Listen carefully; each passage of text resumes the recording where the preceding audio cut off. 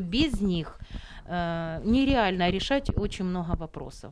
Это наша и надежда, и опора, и поддержка, и первые наши помощники. Спільну надію і підтримку мешканка Чермалика Наталія Арих покладає на поліцейського громади, українського шерифа Георгія Куркчи. На посаду поліцейського офіцера громади Куркчи потрапив через конкурс. Він один із сотні претендентів, які подали свої кандидатури на вибір. Наступним етапом було навчання у Харкові, де окрім вітчизняних фахівців викладали спеціалісти із Сполучених Штатів Америки та Канади. Після вишколу курсант отримав роботу у рідному селі. Я здесь вырос, родился, понимаете, ну то есть проблемы этой громады, это и мои также проблемы, потому что я здесь живут мои родители, близкие родственники. Робочий день офіцера громади розпочинається з об'їзду території громади, де мешкає 20 тисяч людей. Працюють сартанські шерифи зазвичай у режимі 24/7. Наши визитки представляют.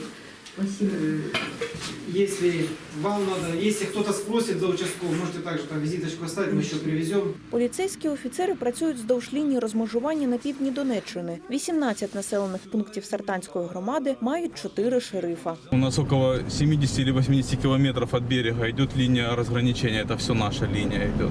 Серед офіцерів громади і Леонід Ксенита. Його робочий графік, як і у всіх його колег, ненормований.